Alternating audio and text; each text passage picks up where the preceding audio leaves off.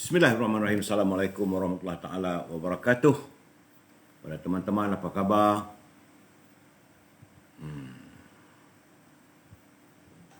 Ya. Terima kasih kerana sudi hadir bersama-sama saya malam ini dalam pencerahan suasana semasa. Apa khabar Mizi Aziz? Mizi, apa khabar? Muhammad Fuad, Khairul Pak Lang, Man JB, sihat Man, Faizal Acoy. Terima kasih Man, sabar malam menghantar saya gambar-gambar yang menarik. Kamarudin Linda Din, ni gambar Amoy pula Man. Surah Amir Dolah, Hafazah Abu Bakar, Rosli Le, apa khabar Li? Lama tak jumpa. Hamizah Adnan, Nur Azwa, apa khabar? Man. Macam-macam gambar ke okey Man.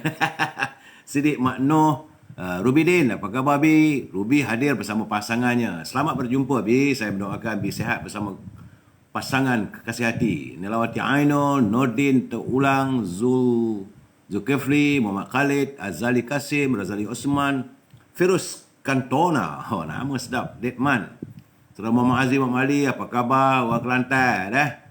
Samsul, Abu Sama, Moses Puso. Moses ni kadang-kadang ada, kadang tak ada. Apa yang kau garu tu Man lagi? Saudara Harimah Hashim, Roslan Mat Yatim, Yusri Yusof, Mas Albanj, Dahlia Azhar Ha, Nur Maria, apa khabar? Jamaluddin Omar, M. Rejuna Rasyah, Rosinin Kurungut, apa khabar Rosinin orang Sabah, Syarifuddin Syahari, Saddam Husin, Mazuki Makno, Dian Shah, Saudara Syamsul Anwar, apa khabar? Waalaikumsalam.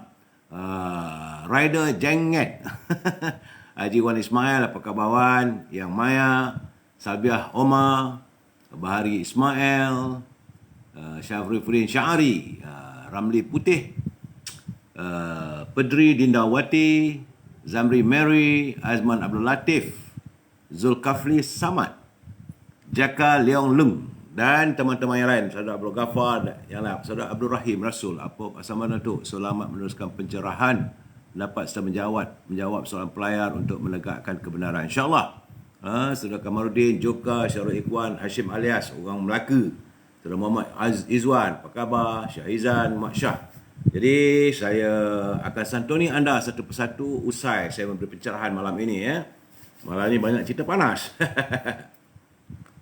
Saya harus melaporkan kedudukan hari ini 15 Mac 2021, COVID-19. Kes baru mula berturunan susut. Semalam 1028, hari ini 1063. Masih lagi ribuan. Jumlah terkumpul 326,034. 5 kematian, jumlah keseluruhan kematian terkumpul 1,218. Di Sabah, Alhamdulillah masih lagi 2 angka walaupun ada peningkatan 9 kes, iaitu semalam 29, hari ini 38. Di Labuan 1. Di Sarawak, ini Sarawak juga ada susutnya tapi masih lagi ratusan. Semalam 251, hari ini 183. Di Kedah ada peningkatan tapi masih 2 angka, semalam 27, hari 32. Di Pulau Pinang, amboi, combi weh. Awak lagu tu cik. Semalam 142. Hari ini dia naik balik 175 cik. Amboi, mami, mamu, mama, tolong. Pastikan penjarakan sosial. Di Perak, Alhamdulillah yuk. Biarlah begitu caranya. Semalam 37, hari ini 24. Biar turun lagi sepatutnya. Di Selangor juga Alhamdulillah. Semalam 379, hari ini 323 Saudara Azul. Di Kuala Lumpur masih lagi 2 angka walaupun ada peningkatan, semalam 61, hari ini 86. Di Putrajaya sifar. Di Negeri Sembilan, Alhamdulillah. Ini yang kita kena, ini yang kita mahu. Sebab semalam 80, hari ini 17, 2 angka juga. Di Melaka terus susut. Alhamdulillah. Orang Melaka, semalam 2, hari ini 1 saja. Dan begitu juga di Johor terus susut. Tiada lagi ratusan. Semalam 118, hari ini 91. Di Pahang juga susut, single digit. Semalam 17, hari ini 2. Di Terengganu juga turun. Semalam 39, hari ini 23. Di Kelantan ada peningkatannya. Saudara Azmi, berhati-hati ya. Di Kelantan semalam 25, hari ini naik sedikit. Walaupun 2 angka, iaitu hari ini naik 67. Dan di Perlis, Alhamdulillah. Tahniah warga Perlis mengekalkan sifar COVID-19. Itulah laporan saya setakat ini. Jangan lupa kita masuk segmen e-commerce. Jangan marah saudara, kita berniaga, berusahalah. Izinkanlah tak lama pun, dalam 4-5 minit saja. Sambil kalau saudara makan kerupuk ke, goreng pisang ke, ataupun kunyah kacang, dengarlah sedikit e-commerce saudara. Saya tahu ada kadang-kadang saya nak terus nak cepat aja. Sabar, orang Perak kata. E-commerce jangan lupa berhubung dengan Azhar 011-330-41241 untuk saudara nak mengiklankan produk saudara. Ataupun boleh berhubung dengan beliau untuk mendapatkan buku-buku saya serta ini rendang tok. Itu buah tangan ibunya dan juga bolu berdal. Dan saudara juga boleh berhubung dengan Siti Fareha. Ini menantu teman Yop. Siti Fareha 017-711-4300. Itu untuk mengiklankan produk saudara. Boleh. Ataupun jangan lupa dendeng manis Siti Fareha. Sedap Yop. Begitu juga dengan kalau saudara memerlukan buah-buah segar. Boleh berhubung dengan Syauqi 012-357-5703. Buah-buahan ini harganya di bawah pasaran, bawah harga, murah. Boleh berhubung, tapi hanya untuk saudara yang di Lembah Kelang sajalah ya. Tapi kalau saudara di luar Lembah Kelang ingin berniaga, boleh juga berhubung dengan Syauqi 012-357-5703. Ini peluang perniagaan saudara. Jangan ambil siamba lewa. Ambillah kesempatan ini sebab syarikat Sorelicious Legacy yang menyediakan jus segar dari ladang iaitu cordial, jus nanas dan roselle. Boleh berhubung dengan Siti Suraya dan Farhana Nasron di talian 03-624-10786. Ini peluang perniagaan. Berhubung dengan Siti Suraya dan Farhana 03-624-10786. Boleh saudara menjadi ejen untuk cordial. Ini musim bulan-bulan puasa dah dekat dah ni Begitu juga saudara, jangan lupa untuk menghubungi saudara Zul 019-917-0449 019-917-0449 ataupun boleh melayari toko jamu Kemaman. Ini tentang produknya itu madu cider apple. Kandungan dalam madu cider apple ini 40% madu Arab, 30% madu tualang, 30% cuka apple ataupun apple cider. Saudara. Jadi ini adalah produk penghasilan saudara Zul. Saudara boleh berhubung dengan beliau 019-917-0449. Gambarnya mungkin besok saya boleh siarkanlah. Kerana madu cider apple ini boleh membantu untuk mengurangkan berat badan dan menghapuskan lemak. Juga membantu melancarkan sistem penghadaman dan masalah sembelit. Dan ia juga madu cider apple ni boleh membantu merawat masalah asma atau lelah, migrain, insomnia. Insomnia ni susah nak tidur malam dan melancarkan pernafasan. Ia juga madu cider apple ini membantu meningkatkan sistem imunisasi dan metabolisme. Ia membantu meningkatkan daya ingatan dan kadar penglihatan. Dan juga dapat membantu merawat masalah gout, sakit sendi dan juga otot serta strok awal. Jadi saudara boleh berhubung dengan saudara Zul 019-917-0449. Bukan hanya untuk membeli produk beliau, boleh juga menjadi ejen. Kalau saudara nak berniaga, bersamalah sama kita menyantuni teman-teman kita yang berniaga. Dan kalau saudara ada produk saudara, boleh hubungi Azhar ataupun menantu saya Siti Fareha. Saudara, itu saja e-commerce. Tak lama pun. Sabda junjungan. Ini kita masuk pada sabda junjungan. Daripada Abu Hurairah radhiyallahu anhu, dari Nabi Muhammad sallallahu alaihi wasallam bersabda. Dengar baik-baik. Akan datang pada suatu zaman manusia ketika itu tidak peduli lagi dari mana dia mendapat sumber harta, sama ada halal atau haram. Status ini adalah hadis sahih. Pengajarannya, keimanan seseorang berkait rapat dengan segala amalan, sama ada amal lisan maupun perbuatannya. Jadi apabila iman pada seorang telah hilang, soal halal haram tidak dihiraukan lagi. Karena sekarang ini adalah di kalangan manusia yang tidak kisah, tidak ambil peduli soal halal dan haram dalam pemilikan harta. Ada yang berpegang pada prinsip asal bergaya dan berharta. Ada peluang rembat. Bukan banyak pun katanya. Ambil 10K je, orang lain pun ambil berjuta. Ini sifat yang tidak baik ya. Dan halal dan haram bukan kerana sedikit atau banyaknya, saudara. Bukan soal sedikit diambil atau banyak, tidak. Halal tetap halal, yang haram tetap haram. Jadi halal dan haram bukan kerana sedikit atau banyak. Yang haram tetap haram. Kita bimbang taubat kita tidak diterima atau tak sempat nak bertaubat. Kerana Allah Subhanahu Wa Taala berfirman dalam mencari dan menggunakan harta, mafhumnya, wahai orang-orang beriman, janganlah kalian saling memakan harta sesama kalian dengan jalan yang batil, tetapi dihalalkan mendapatkan harta dengan cara jual beli secara sukarela. Janganlah kalian membunuh diri kalian sendiri. Sungguhnya Allah Maha Penyayang kepada kalian. Ini daripada surah An-Nisa ayat yang ke-29. Jadi Ibnu Katsir menjelaskan cara batil yang dilarang dalam mencari harta adalah cara yang tidak sesuai dengan syariah.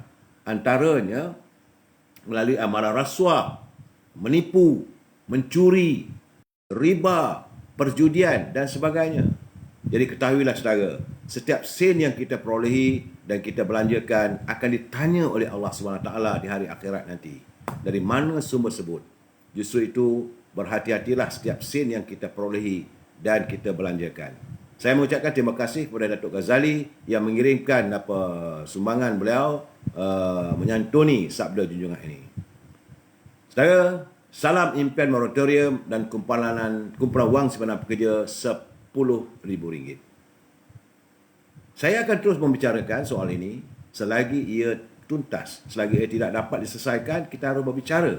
Saya harus mengutarakan tentang moratorium yang masih lagi entah ke mana, tentang kumpulan wang simpanan pekerja, sunyi sepi. Betul ada pengeluarannya, tapi tak kesampaian sebagaimana yang kita tuntut. Ya, saudara, saya memerlukan saudara untuk memberi saya share dan like ini, memberi signal kepada saya bahawa live kita ini tidak dihack malam ini. Saya mengharapkan tak ada lah ya. Bila sepi saja tu saya kata saya seriau. Jadi saya memerlukan share dan like daripada saudara untuk memberikan saya semangat. Dan malam ini kita berbicara soal rumah pelacuran politik. Rumah pelacuran politik. Ni kena type ni pula, ni nak kirim ni. Rumah pelacuran politik. Okey. Namun begitu saja, sebelum saya memberi pencerahan tentang persoalan ini, kita santuni dulu pantun Pak Nazir. Apa kata Pak Nazir? Dengan bahasa yang indah, Pak Nazir menyatakan, daun luruh menguntum kemboja, putik kelapa gugur di sisi. Suasana keruh, berdiam saja. Peduli apa? Kantung berisi. Ini beliau menyindir pimpinan. Jadi dalam keadaan suasana yang begitu keruh sekarang ni, pemimpin dia berdiam diri, dia buat tak tahu je. Kerana pada dia peduli apa? Asalkan kantungnya penuh berisi. Beli ketuka sama haruan, ikan duri di siang bilas. Orang suka mengharap bantuan, menggalak diri jadi pemalas. Jadi dia mengingatkan pada kita semua, janganlah kita sekadar mengharapkan bantuan saja, dan itu mengundang kita untuk menjadi pemalas. Ini kiriman daripada Pak Nazir untuk kita menghayati pantun-pantun dengan bahasa yang indah. Cuma kita nak katakan sekarang ni, bukan kita malas, bukan kita dah tak ada peluang pekerjaan, dah tak ada Pak Nazir, nak buat macam mana? Inilah yang dihadapi oleh rakyat. Okey saudara, kepada teman-teman yang nak bagi komen, saya kena wawarkan lagi sebab sebentar tadi dia lebih kurang sekitar pukul 5 petang ni saya bertemu dengan peguam saya. Dia kata asalkan Datuk menyiarkan peringatan, you are a bit safe, dia kata. Sebab saya harus memberi peringatan kepada saudara bahawa setiap komen yang saudara hantar adalah menjadi tanggungjawab saudara sendiri dan bukan tanggungjawab saya, kerana saya pun tidak berkesempatan untuk menyantuni satu persatu. Dan kalau boleh, berhati-hatilah, gunakan bahasa yang baik, sebab saya tak punya kemampuan untuk edit ataupun mengusir keluar, dan saya kalau boleh tak nak mengusir siapa pun.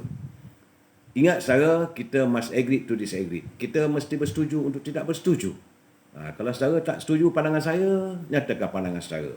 Kalau saudara bersetuju, nyatakan pandangan saudara. Dan kita adalah warga cinta damai yang berjiwa murni Dan kita sentiasa mahukan agar pimpinan kerajaan sentiasa menyantuni kebajikan rakyat. Ya, ini yang kita harapkan. Sebab hari ini, saudara, soal moratorium masih belum selesai. Soal kumpulan simpanan wang sebarang pekerja sepi begitu saja. Surat-surat yang diterima oleh banyak teman-teman saya berhubung dengan permintaan bank untuk membayar ansuran kereta motor, rumah dan banyak lagi masalah-masalah yang berhubung kait dengan soal financing. Jadi mereka terbeban dan terjerut dalam masalah yang begitu sukar. Jadi kita harap agar pihak bank dapat memikirkan untuk memberi moratorium kepada peminjam-peminjam. Jangan fikirkan soal keuntungan sangat. Dan begitu juga dengan masalah harga barangan di pasaran. Dan rakyat dijanjikan, didengungkan bahawa harga barang terkawal sebagainya. Jadi jangan sekadar bagai guru di langit. Tapi air yang menitis bukan gerimis, malahan setitis demi setitis. Perlu ingat, rakyat perlu makan. Rakyat perlu pakai. Anak-anak sekarang dalam musim persekolahan. Sebulan dua lagi nanti kita akan menghadapi musim Ramadan. Apa nak makan? Janganlah kita berpuasa, siang berpuasa dan berpuasa terus sebulan. Yang makanan, harga barangan jadi perlu dikawal. Sepatutnya inilah waktunya pegawai-pegawai atau menteri di Kementerian Perdagangan Dalam Negeri dan Hawal Pengguna memulakan. Sebab itu saya kata berkali-kali, ambillah kesempatan di saat pihak negara kita berada dalam perintah darurat. Gunakan kesempatan ini untuk memastikan harga barangan berada silingnya yang tertentu. Dan kalau mereka mengatasi itu di bawah undang-undang darurat, mereka boleh segera diambil tindakan. Ini yang kita mahu.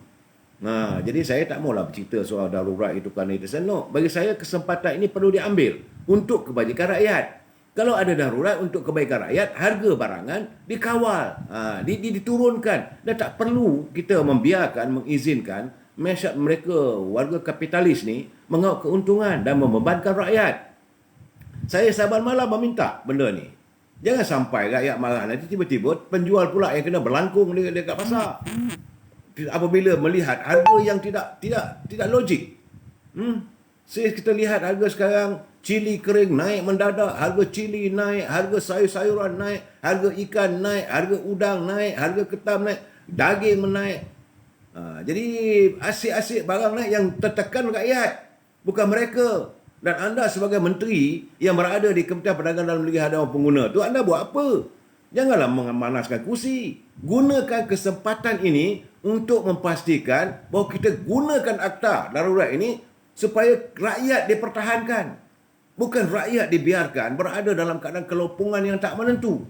Masuk ke pasar saja berada dalam keadaan yang gusar, yang takut melihat harga barang. Tuan Aman, Papa Gumah tak kisahlah, saya tak mahu ambil tahu soal mereka lah, biarlah. Jadi dalam keadaan begini, saya mengharapkan seamat-amatnya agar Kementerian Perdagangan Dalam Negeri dan Hak Ehwal Pengguna turun ke lapangan segera. Sebab harga sekarang ni dah lihat macam tak terkawal. Jangan sampai rakyat mengambil tindakan yang bukan-bukan. Saya lihat tadi di pasar tadi itu dah mula ada sindir menyindir antara pembeli dengan penjual. Mereka mahal je kak. Jadi yang kawat cakap, ya kalau datangnya mahal takkan saya nak jual murah pula. Ini dialog-dialog yang mengundang masalah. Tapi pembeli terpaksa bertanya kenapa mahal. Penjual pula merasakan bahawa dia memang jualannya tidak berguna ada dan terpaut terkait perasaannya untuk merasa melayani sindiran itu. Dia kata, ya kalau barang dah naik mahal, takkanlah saya tak untung kot, takkan nak meniaga rugi. Jadi keadaan begini. Saya mengharapkan hanya, selaku Raja Kamal Raja Bazan, saya mengharapkan agar pimpinan di peringkat Kementerian Perdagangan Dalam Negeri dan Hak Ehwal Pengguna, ini kementeriannya, gunakan kesempatan di saat negara berada dalam darurat ini untuk memastikan harga barangan ada silingnya. Kalas, tak lebih dari itu. Itulah saudara-saudara bakal. Akhirnya rakyat pun mula mengatakan, menteri-menteri buat apa? Duduk kat dalam kursi, duduk dekat pusat, dekat pejabat, meleburkan punggung. Itu geram tu. Terima kasih Saudara Man. Saudara, dan bagaimanapun, ini kita masuk bab Kalau saya bercerita lagi pasal barangan, memang berpeluh dah dek. Jadi saya minum juga. Memang geram segeramnya.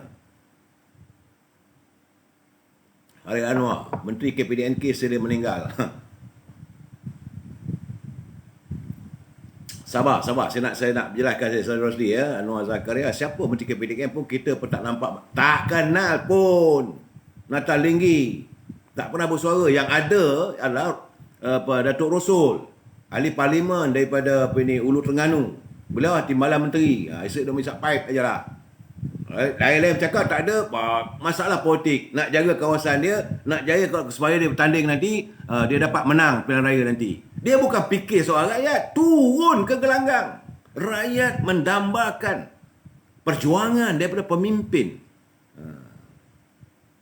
Kucing hitam, Datuk apa cerita dengan kalimah Allah? Kalimah Allah, Durian Muhammadiyah Ustaz Selangor telah pun bertitah. Jadi saya tak boleh nak melebarkan. Of course, Majlis Raja-Raja juga akan berbincang. Ini di bawah bidang kuasa Raja-Raja Melayu kita ni. Memang kita sebagai umat Islam terpanggil. Tapi saya tidak mahu untuk mengocakkan air itu. Saya tidak mahu supaya kita mewujudkan suasana yang tidak baik. Kita warga harmonis. Dan kita ada undang-undang. Kita ada mahkamah. Biarkan mahkamah. Cuma berkali-kali saya katakan, sekarang ini dalam peringkat appeal. Pihak kerajaan telah pun mengemukakan minta dikaji semula kepada Mahkamah Tinggi. So dalam waktu kita menghadiri perbicaraan kajian semula nanti, pastikan Husna naik angin kejap tu. Memang kalau kalau menyentuh rakyat, saya cepat naik angin. Nak buat macam mana? Pastikan bahawa kita mempersiapkan dengan hujah-hujah. Berkali-kali saya katakan, jadi kementerian, Menteri Jabatan Perdana Menteri, Menteri Awal Undang-Undang, kumpulkan peguam-peguam kita yang bijak pandai. Macam dengan dalil-dalilnya. Jadi Menteri Agama ni, jangan senyap sepi. Akhirnya orang hilang keyakinan sebab anda adalah mantan mufti. Bukan anda latar belakang anda daripada orang biasa-biasa. Menteri Jabatan Perdana Menteri yang menjaga hak agama Islam ini adalah menteri yang ada latar belakang sebagai mufti. Orang mufti ini orang yang bijak lah, pandai. Jangan sampai rakyat melihat mufti ini sebagai ulama yang mendatangi umara. Pada baginda Rasulullah menegah. Dia kata jangan sampai ulama mendatangi umara. Iaitu mufti-mufti ke para ulama berjumpa pemimpin-pemimpin. Akhirnya negara akan rosak. Itu sabda junjungan. Memang dilarang. Sepatutnya umara, pemimpin mendatangi ulama. Jadi ulama harus memberi pandangan, hujah-hujah dan sebagainya. Kumpulkan bijak pandai Islam kali ini, kita berhujah. Dalam apa keadaan pun, perbicaraan ulangan yang kita minta, yang diminta oleh kerajaan, yang diminta oleh kementerian-kementerian, Menteri Jabatan Perdana Menteri, kita mesti menang. Dan kita berdoa pada Allah SWT bahawa ini menyentuh soal akidah dan menyentuh soal kesucian agama Islam. Jangan lupa saudara, waktu dalam perang Uhud, apabila dilihat tentera Islam hampir tewas, baginda Rasulullah berdoa pada Allah, Ya Allah, ya Tuhanku, demi untuk menjaga kesucian agamamu ini, berilah aku kemenangan. Dan doa Rasulullah itu disahut dan akhirnya tentera Islam menang. Dan kita bukan nak menegakkan Islam ini dengan mata pedang. Kita adalah warga cinta damai. Islam menganjurkan perdamaian. Baru Waria, uyup tu, sabar. Secara tentang arahan pihak kerajaan yang memutuskan bahawa adanya kompaun 10,000 kepada mana-mana orang yang didapati melanggar SOP sebagaimana diputuskan pihak Pergerakan Pemuda UMNO. Ini untuk saudara semua, pihak Pergerakan Pemuda UMNO, inisiatif Datuk Ashraf Wajdi, beliau telah mewujudkan Pergerakan Pemuda UMNO Malaysia amat prihatin dengan keluh kesah rakyat mengenai isu peningkatan amount compound berjumlah RM10,000 yang melibatkan kes-kes pelanggaran SOP. Jadi walaupun secara prinsipnya Pemuda UMNO menyokong usaha kerajaan, memanglah kita Pemuda UMNO dia menyokong tetapi kita menyokong kerajaan dalam memperketatkan SOP untuk membendung penularan COVID-19. Namun jumlah kompaun yang terlalu tinggi hakikatnya amat membebankan rakyat. Lebih-lebih lagi dikala mereka sudah sedia terbeban dengan pelbagai kepayahan bagi meneruskan kelangsungan hidup. Jadi kata Datuk Ashraf Wajdi, sehubung dengan itu, Pemuda UMNO menawarkan khidmat nasihat guaman secara percuma kepada orang ramai yang di kompaun dan merasakan diri mereka diinaya ataupun terinaya akibat tindakan kuasa SOP PKP atas kesalahan-kesalahan kecil seperti tidak memakai pelitup muka dan sebagainya. Tawaran ini meliputi khidmat nasihat guaman dan representasi peguam kepada Kementerian Kesihatan Malaysia bagi membuat rayuan pengurangan kompaun bagi kesalahan-kesalahan melibatkan PKP. Jadi dalam masa terdekat, Pemuda UMNO akan menyediakan platform secara dalam talian untuk individu yang di kompaun bagi menghantar maklumat dan mendapatkan khidmat nasihat perundangan. Pemuda UMNO juga menyediakan 2 talian hotline. Ada 2 talian hotline yang beroperasi untuk orang ramai memberikan maklumat balas di talian, iaitu pertama 013 735 4116. 013 735 4116. Sila ambil nota saudara ya. Mungkin tak kena pada saudara, mungkin terkena pada melibatkan keluarga saudara ataupun kawan terdekat. Ataupun 013 735 4117. 013 735 4117. Dan barisan peguam-peguam. Ini Pemuda UMNO kita ni bukan calang-calang. Pemuda UMNO punya barisan peguam dalam Esko Pergerakan Pemuda. Jadi barisan peguam-peguam dalam Esko, ada kalangan Esko Pergerakan Pemuda yang akan mengetuai pasukan ini adalah seperti berikut. Ini peguam, jangan main. Jangan ingat Pergerakan Pemuda UMNO ni tempel-tempelan. Jangan ingat kita ni budak-budak picisan. Pergerakan Pemuda juga ada barisan peguamnya. Pertama, saudara Nik Saiful Adli Burhan sebagai pengurusi Sekretariat Perundangan dan Peguam Muda Pemuda UMNO Malaysia. Saudara Nik Saiful Adli Burhan, pengurusi Sekretariat Perundangan dan Peguam Muda Pemuda UMNO Malaysia. Kedua, saudara Farizul Azlan Abdul Sani. Dan ketiga, saudara Muhammad Nur Aizat Nur Azam. Kita ada barisan peguam.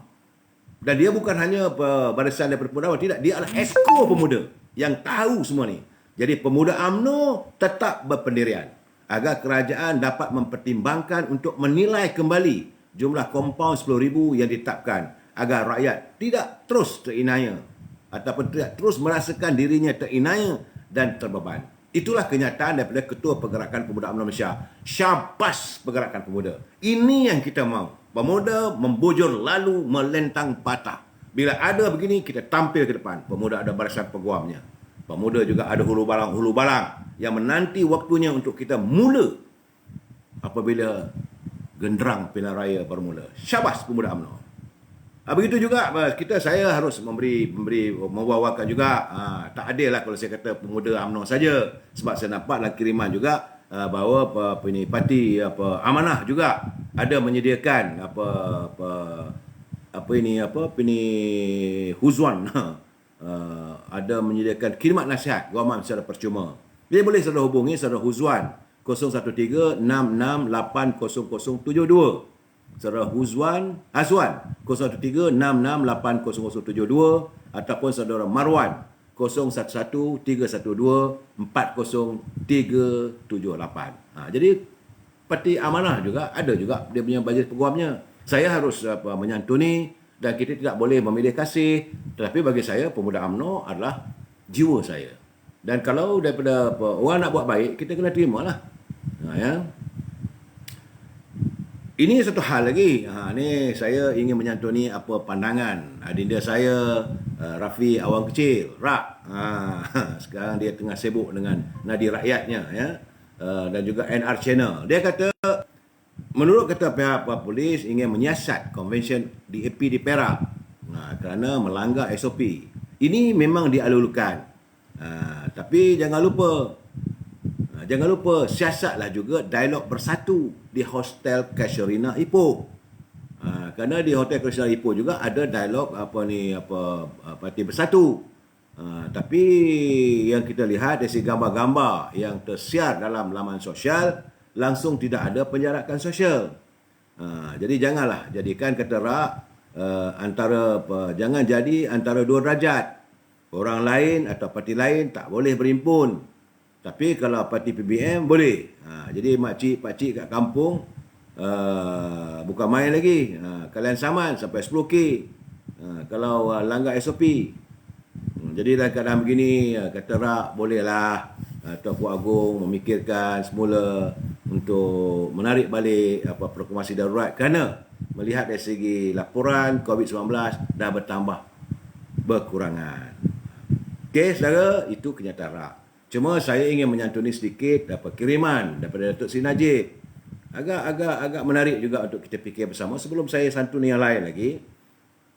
Curipan daripada Datuk Seri Najib kepada laman web saya, kata Datuk Najib malam tadi, hampir 3 tahun setelah mereka serbu rumah saya. Tapi kerajaan masih tidak dapat menunjukkan sebarang bukti bahawa barang-barang yang dirampas adalah hasil duit 1MDB atau hasil duit haram. Jadi seperti yang saya katakan masa itu, inilah sebabnya kerajaan PH gunakan saman sivil dan bukannya tuduhan jenayah untuk melucutkan hak barang tersebut. Jadi, kurang daripada itu, saya terbaca bahawa pendakwa raya kerajaan nampak gayanya semakin pening ni. Kerana berhubung dengan harta rampasan. Kerana menurut Tan Sri Syafiee, pihak kerajaan masih gagal membuktikan duit tunai 160 juta yang dirampas daripada itu adalah daripada YNDB. Sebaliknya, itu adalah duit pilihan raya. Duit pilihan raya milik UMNO yang disimpan dalam peti besi di pejabat Perdana Menteri. Walaupun tak ada kaitan dengan YNDB, tapi kerajaan cah juga kononnya duit YNDB. Jadi rampasan barang kemas pula sudahlah Datuk Seri Najib dan Datuk Seri Roswan Mansor tak dinamakan sebagai responden. Kita pun hairan juga kenapa Datuk Seri Najib ataupun Datuk Seri Roswan Mansor tidak dinamakan sebagai responden. Tapi yang peliknya, responden yang dinamakan ialah OPU Holding. Orang lain pula tiba-tiba. Jadi, menurut Tan Sri Syafiee yang menunjukkan affidavit daripada DPP Penolong Pendakwa Raya, Jeffrey Ong, menyatakan semua rampasan itu tak ada kaitan dengan SRC atau YNDB. Jadi, sebenarnya kesemua barang kemas, jam, handbag bukanlah daripada milik Datuk Seri Najib ataupun Datuk Seri Rosman Mansor. Tapi ia dipremis 6 orang.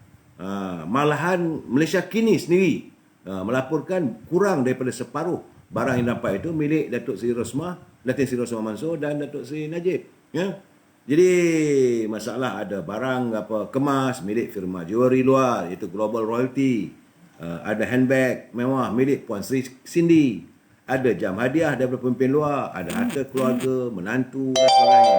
Tapi tetap didakwa juga. Sebab itulah dia kata sampai sekarang walaupun dah 3 tahun masih tidak dapat dibuktikan harta yang dirampas berasal daripada YMDB. Sama juga masa Pakatan Harapan meminta pendakwa raya asyik minta ubah pendakwaan saja. Diubah lepas satu-satu. Saya tidak mau mengulas tentang persoalan itu kerana itu kita biarkan persoalan perbicaraan di mahkamah, kerana kalau kita membicarakan lagi contempt of court. Cuma jadi kita warga Cerita Damai harus bersabar untuk melihat episod demi episod. Saudara, dah jadi epik politik pula dah. Dalam keadaan begini, saya ingin menyantuni kenyataan daripada Tan Sri Syahrir Samad. Cantik saya dengar. Dia kata Tan Sri Syahrir menyifatkan Azmin Ali sebagai durjana politik. Kita nak bercakap tentang pelacuran politik. Tapi Dato' Tan Sri Syahrir Samad dia kata durjana politik. Katanya segalanya boleh dirunding, termasuklah prinsip dan maruah. Setelah ajakan Azmin untuk berunding semula. Ini dia memberi komen tentang Azmin minta supaya UMNO berunding semula. Tapi kata Tan Sri Syahrir, UMNO tetap mempunyai integriti dalam soal ini. Bagi durjana politik, semuanya boleh dirunding. Harga ke, pendakwaan ke, prinsip ke, maruah ke, mereka boleh runding. Dan menurut Tan Sri Syahrir, dia kata Datuk Sri Zahid dan UMNO sebelum ini menegaskan pendirian untuk mempertahankan semua kerusi tradisi, sama ada yang dibenangi pada PRU 14 ataupun pada pilihan raya kecil. UMNO committed dalam perjuangannya walaupun pemimpin kanan parti itu seperti Datuk Sri Najib dan Datuk Sri Zahid Hamidi menjadi kluster mahkamah. Dalam keadaan begini, saya melihat ada saranan, tapi saya ingat besoklah saya baca benda begini. Panjang sangat benda ni. Kerana apa, sepatutnya sekarang ni jelas.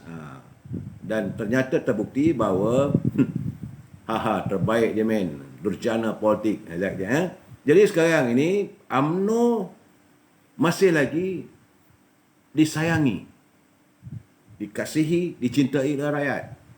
Bagaimanapun UMNO harus membawa slogan mendepani cabaran baru.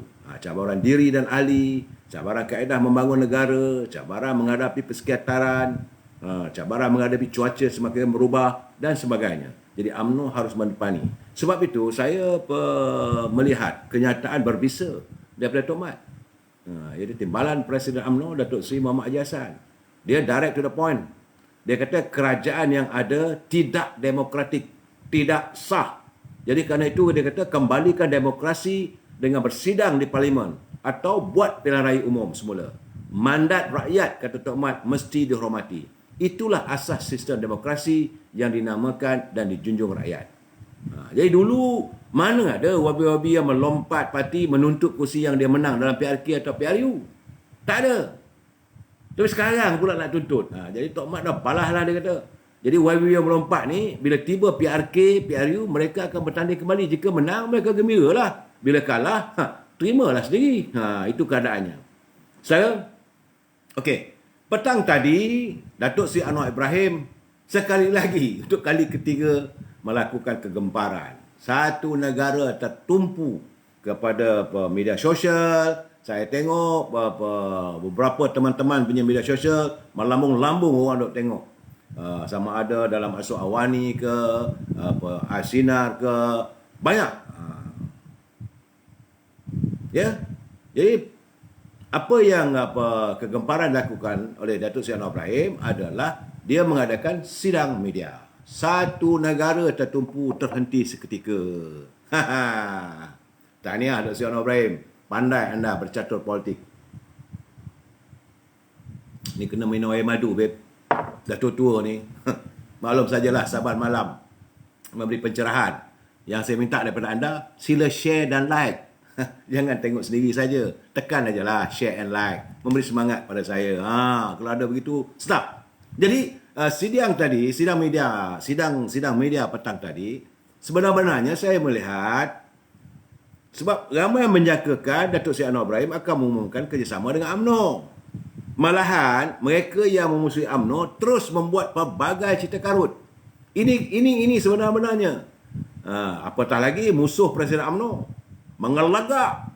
Dia tuduh Datuk Zahid Hamidi sudah pun mencapai kesepakat untuk bekerjasama dan untuk membawa UMNO bergabung bersama PKR. Laman-laman media sosial sejak seminggu penuh dengan cerita yang membalun Datuk Seri Zahid Hamidi. Begitu kencang pelbagai kenyataan yang didominasikan oleh Tan Sri Onor Musa menghentam Presiden dengan alasan mahu membawa UMNO keluar dari Perikatan Nasional dan bekerjasama dengan PKR. Akhirnya semua itu terjawab dan tak betul. Kerana bila Datuk Seri Anwar Ibrahim mengutarakan persoalannya waktu sidang media tadi adalah persoalan tentang perlunya Suruhanjaya Pencegah Rasuah SPRM dan aparatus penguatkuasa seperti Lembaga Hasil Dalam Negeri tidak dijadikan alat untuk kepentingan politik. Malahan beliau mengatakan besok dia akan pergi dengan SPRM untuk membawa kes-kes berhubung dengan adanya ugutan. Itu ceritanya. Tapi bagi mereka yang memang sudah melihat UMNO ini, mereka amat membenci pada kepimpinan UMNO. Dituduhlah macam-macam. Bergedegup.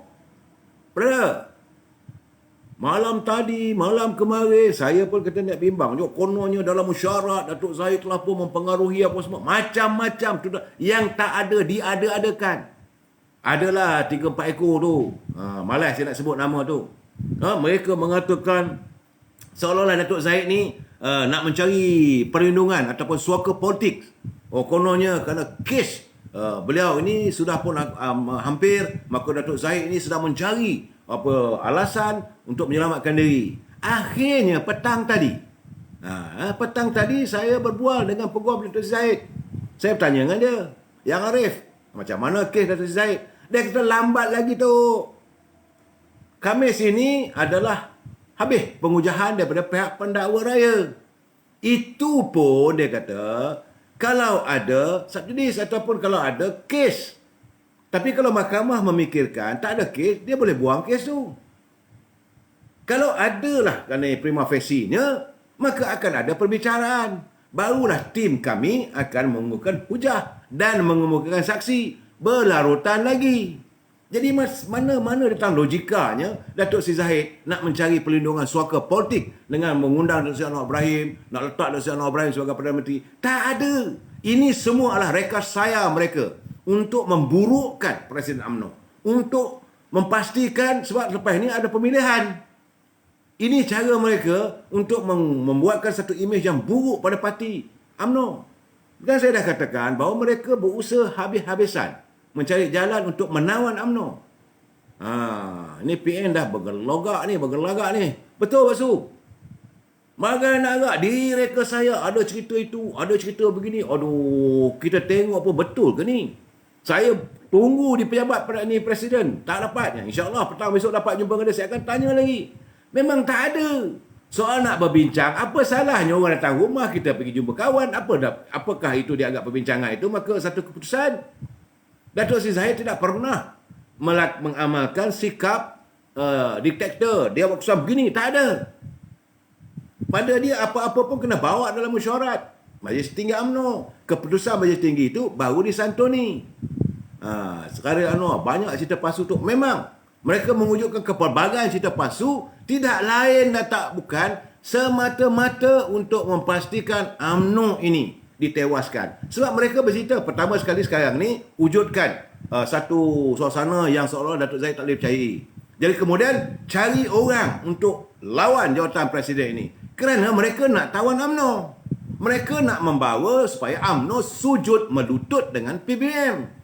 Kerana selagi Datuk Seri Zahid Hamidi menjadi Presiden UMNO, mimpi UMNO untuk berundur, UMNO untuk meminta pertolongan daripada PBM. Tidak sama sekali. Sebab itu dia memilih, walaupun diugut, bawa ke mahkamah, I'm ready for it. Buatlah apa saja pun. Saya tidak akan menggadaikan maruah dan martabat UMNO. Itu kedudukan dia. Jadi sekarang ini, puak-puak kuncu-kuncu, apik lempang, Gurkha sepak kering ni. Mereka inilah sekarang ni mencipta kepelbagaian cerita. Sebab lepas ini nak diadakan pemilihan parti. Pilihan raya tidak akan diadakan. Saya tak yakin Perdana Menteri Tan Sri Muhyiddin akan memanggil pilihan raya dalam waktu terdekat. Kerana selagi UMNO tidak bersama dengan PBM, macam mana dia nak mempertahankan kemenangan parti-parti mereka? Mereka mengharapkan dengan UMNO ini membantu PBM. Sebab itulah bagai narak. Azmin Ali lah minta, orang ni kata begitu, orang kata ni kata begini. Dan puak-puak yang menyokong bersama dengan mereka, yang bersimpati dengan PBM, yang mahu mengekalkan kuasa, bagai narak meletakkan kesalahan pada Datuk Zahid Hamidi. Sedangkan ahli-ahli akar umbi dah tak mahu. Ni degil, pekak, bangang dia orang ni semua. Tak tahu bahawa ahli UMNO sudah menolak secara total dengan kerjasama dengan PBM. Jangan diusahakan. Tidak mungkin Datuk Seri Zahid Hamidi akan bersedia untuk membawa UMNO bersama-sama dengan PBM. Sebab itu sekarang ni beliau dilutu bagai naga. Ini episod sebenarnya. Jadi bila Anwar Ibrahim kata bahawa dia ada perbincangan, ini cerita besar, cerita baru. Akhirnya tak ada. Tak ada pun. Jadi sebab itu, bila dia berkata bahawa perbincangan berhubung dengan kedaulatan gajah-gajah Melayu, berhubung dengan bahasa Melayu, berhubung dengan agama Islam, berhubung dengan hak istimewa orang Melayu, memang ini pun perjuangan UMNO. Dari dulu, kini dan selamanya. Jangan lupa Datuk Seri Anwar Ibrahim juga pernah jadi timbalan Presiden UMNO. Satu ketika dulu dia tahu acuan adalah UMNO ni. Tapi bukanlah Datuk Zahid dengan mudahnya untuk menyerahkan UMNO. Dan mereka bertambah pusing sebenarnya bila tengok sekarang ni tentang jumlah COVID sudah menurun. Apabila jumlah jangkitan COVID-19 ni semakin menurun, maka suka tak suka, jadah waktu tinggal lagi 3 bulan lebih saya lagi untuk perintah darurat ini ditamatkan. maka Parlimen akan bersidang. Ini yang mereka takut. Jadi kerana itu sekarang ni direka macam-macam reka saya.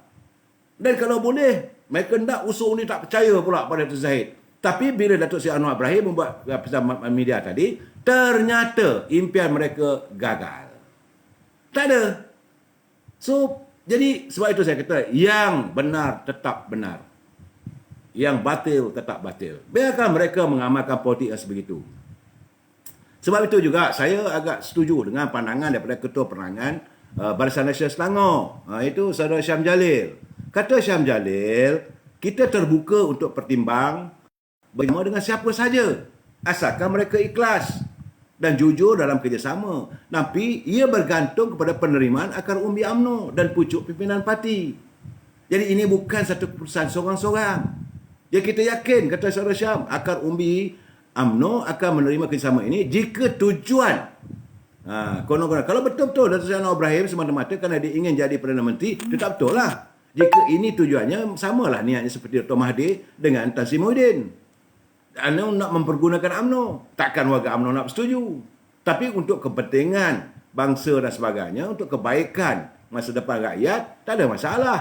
Sebab itu berkali-kali saya katakan bahawa UMNO akhirnya akan bertanding dalam pilihan raya akan datang secara solo. Dan bila dah usai pilihan raya nanti, barulah kalau nak bincang pun kita bincanglah. Kerana dapatan saya melihat, mungkin malam besok saya akan mengulas tentang kedudukan politik semasa kita. Saya melihat bahawa sukar mana-mana politik tanpa gabungan untuk membentuk kerajaan. PBM tak usah cerita lah, huyuk. Jadi yang tinggal nanti UMNO, PAS, PKR, Amanah, DAP. Inilah 4 parti yang akan bersama dengan parti daripada Sabah dan Sarawak. Inilah pecatur-pecatur yang akan memastikan kepimpinan negara masa depan usai selepas pilihan raya umum ke-15. Ini yang dapatan saya, yang saya akan beri pencerahan malam esok. Kerana saya melihat bahawa apa yang dinyatakan oleh Datuk Seri Anwar Ibrahim tadi melenyapkan sama sekali segala tomahan, tentunya daripada Tan Sri Anwar Musa terhadap Datuk Seri Zahid, kononnya nak bawa UMNO bekerja dan semua. Tak betul. Saudara Zack, ya, UMNO bertanding solo. Itu yang terbaiknya. Ni Habib Habib Engel, UMNO, PKR, Muafakat Rakyat. Siapa yang dapat kerusi terbanyak, dia jadi PR. Itulah lanjutan kalau bila dah lepas pilihan raya nanti, siapa yang dapat dominan dalam pilihan raya, dialah jadi memimpinnya. Bukan sekarang ni amalan politik songsang. Kursi 6 kursi aja PBM nak kawal semua orang. Tak betul. Jadi saudara, dalam amalan politik songsang, tentu adanya pemimpin yang sanggup melacurkan mandat rakyat. Mereka sanggup untuk menerima habuan meskipun dituduh sebagai pelacur. Ya, kalau kalian ingat, ini pelacuran politik ni berbeza. Bukannya pelacur yang ngangkang dekat tepi jalan tu, dekat rumah-rumah gelap. Tidak. Istilah melacurkan mandat rakyat seringkali mengakibatkan mereka ini mahu menjadikan bahawa parti-parti mereka itu sebagai rumah persundalan yang saya dah bercakap berkali-kali. Sebab itu, rumah ini ada rumah brothel house. Nak jadikan rumah itu sebagai tempat persembunyian mereka. Tempat mereka untuk meletakkan diri supaya mereka ada harga. Dan mereka melacurkan kepercayaan rakyat. Ini yang dipanggil pelacur politik. Sebab itu apabila Tengku Razak Hamzah menggunakan terminologi politik dan menzahirkan kecewaannya terhadap percaturan PAS dalam menangani kemelut politik tanah air sebagai pelacur politik, ramai yang merasa tidak senang. Ramai yang tak rasa betul. Sedangkan sejak awal-awal lagi, saat menubuhkan gagasan besar Muafakat Nasional, Yang Berhormat Mulia Tengku Razali mengingatkan agar kejujuran harus menjadi paksi utama terhadap pembentukan Muafakat Nasional. Ini saya cakap terus-terang, berkali-kali Tengku Razali mengingatkan agar jangan adanya sebarang percaturan kayu tiga. Jangan ada antara satu sama lain. Tak boleh ada percaturan kayu tiga untuk sesekali, dan jangan sesekali mengkhianati kejujuran. serta berlapang dada UMNO menyantuni pemuafakatan tersebut. UMNO bersetuju untuk wujud muafakat nasional. Jangan sekali-kali dikhianati. Ya. Sebab yang Muhammad Teguh Ghazali sendiri dapat melihat murninya serta ikhlasnya warga UMNO dan warga PAS. Beliau yang terlibat dalam politik sebegitu lama, dia dapat melihat murni jiwa, wajah-wajah yang ada di Dewan Merdeka waktu menandatangani piagam muafakat nasional. Dan beliau juga menerima banyak kiriman daripada WhatsApp, panggilan telefon, surat-surat yang datang ke pejabat beliau, yang datang daripada warga PAS yang menzahirkan kesyukuran. Artinya, dia dapat melihat murni serta ikhlasnya warga UMNO dan PAS menerima baik permuafakatan tersebut. Malahan, ia turut disambut dengan derayan air mata. Tapi, hari demi hari, rakyat mula melihat percaturan sesetengah pemimpin PAS. Saya tidak kata semua, bukan semua ya.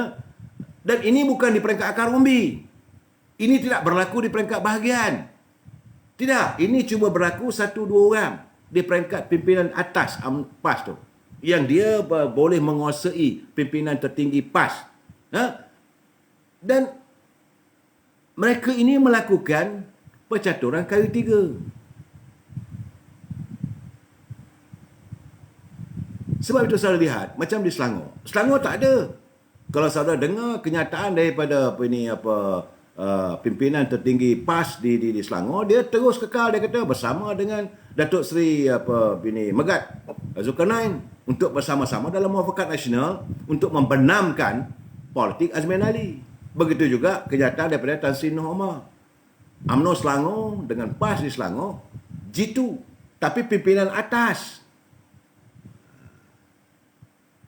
Dan warga UMNO dan PAS di wilayah persekutuan juga dah mengukir satu ikatan ukhuwah yang baik untuk mendepani jihad politik dalam menghadapi musim pilihan raya ke-15. Tapi ini tidak disantuni. Sebab beberapa kerap pemimpin PAS sudah dilihat seolah-olah mabuk kuasa. Lalu inginkan jawatan. Jadi istilah pelacuran politik ini kerana dia menggadaikan. Mereka sanggup menggadaikan air mata warga PAS dalam menandatangani muafakat nasional. Dan begitu juga adanya ahli-ahli UMNO, pimpinan UMNO yang menggadaikan air mata warga UMNO yang bersetuju dengan muafakat nasional hanya kerana untuk mengejar jawatan, hanya kerana untuk mendapatkan wang ringgit untuk mengisi tembolok mereka sendiri, bukan untuk ahli. Sebab itu orang yang macam ini saudara diperumpamakan seperti pelacur. Pelacur ni dia tak peduli, asalkan kamu sedap, okey, but pay for my service, bayar harga aku. Itu masalahnya. Saya cantik melihat dengan komentar daripada saudara Syabuddin Embun. Dia tulis, dia kata baginya generasi muda yang tidak mengenali siapa Tengku Razak Hamzah, beliau merupakan ahli parlimen yang paling lama secara berterusan. Sejak 1974, the longest serving member of parliament. Yang Muhammad Mulia Kuli merupakan anak Melayu pertama menyandang jawatan Menteri Kewangan. Beliau terlibat dalam penubuhan syarikat petroleum Petronas, bekas pengurusi Asian Development Bank, pernah menjawat lembaga Governor Bank Dunia. Tapi bila perpecahan UMNO 1947 sehingga beliau dinafikan untuk menyertai UMNO, Kuli menubuhkan Parti Perjuangan 1946. Dan waktu itulah beliau dapat melihat percaturan PAS. Iaitu di Kelantan yang diperintah UMNO dari tahun 1998 akhirnya tumbang kerana kerjasama antara PAS dengan UMNO. Tapi bila dah berjaya PAS memerintah di Kelantan, lain cerita. Jadi dia dah dapat merasai percaturan PAS ni. Sebab itu dia mengingatkan, jangan sesekali-kali kita bermain kayu tiga. Jangan dikhianati kehendak akar umbi. Ini rakyat di bawah perlu disantuni, perlu diperkukuhkan ukhuwah mereka. Tapi ini tidak dilakukan oleh pimpinan di atas. Jadi tidak salah kalau dia kali dia kata kalau macam ini perangai pelacur politik lah. Jadi apakah ini satu gegaran? Apakah ini satu kenyataan yang dilontarkan oleh beliau? Bukan dia benci, dia nak mengingatkan kalau ini kamu lakukan, Dia bukan kata pada ahli PAS. Dia kerana pimpinan, setengah pemimpin, satu dua orang yang dengan mabuk kuasa.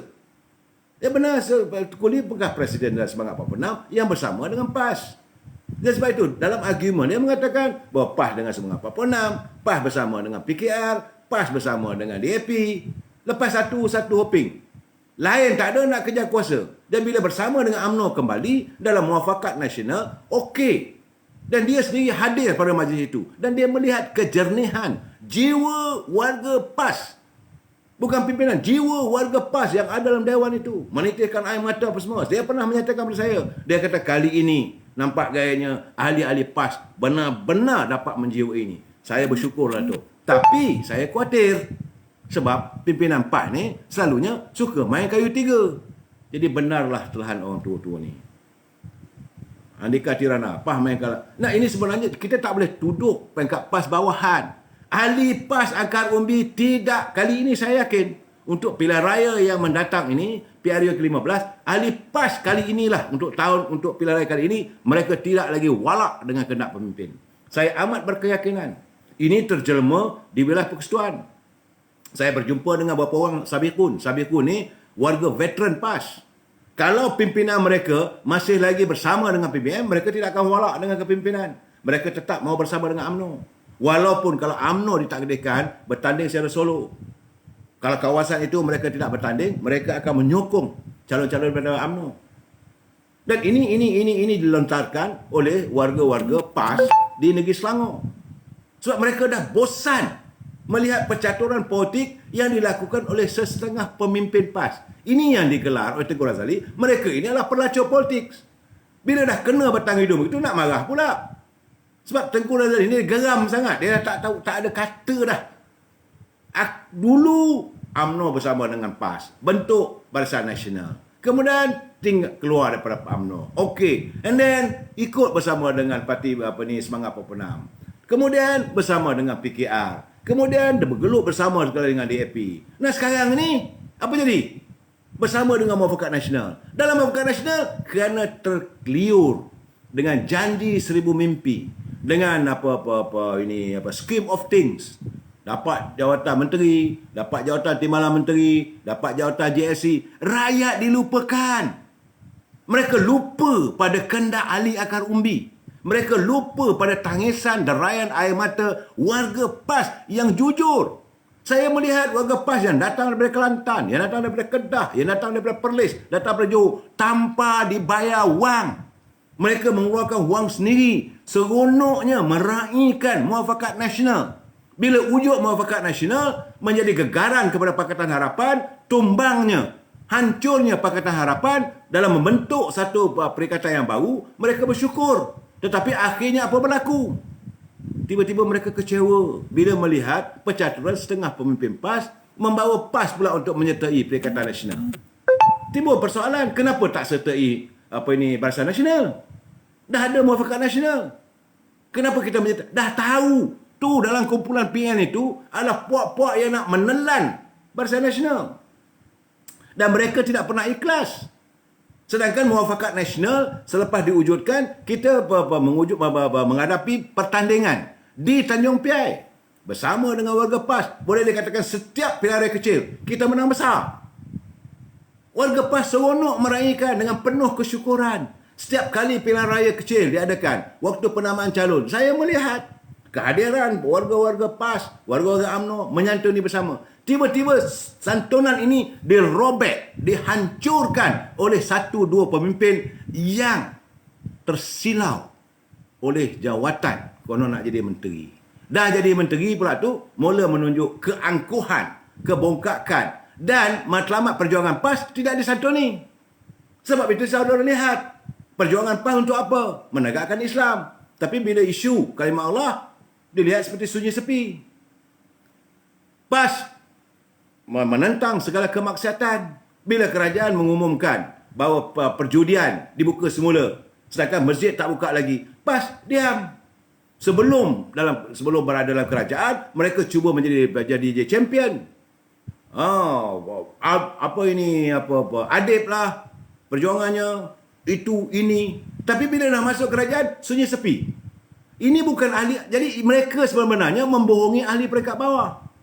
Jadi mereka inilah pelacur-pelacur politik yang melacurkan impian dan harapan warga PAS yang begitu jujur dan ikhlas, yang begitu setia terhadap mereka, yang walak terhadap mereka. Tapi mereka melihat kewalakan itu sebagai modal ampuh untuk dijadikan sebagai dagangan, sebagai komoditi untuk mereka menjual dan mendapat taruhannya. Taruhannya adalah jawatan, dapat menteri, dapat timbalan menteri, dapat JLC dan kepelbagaian.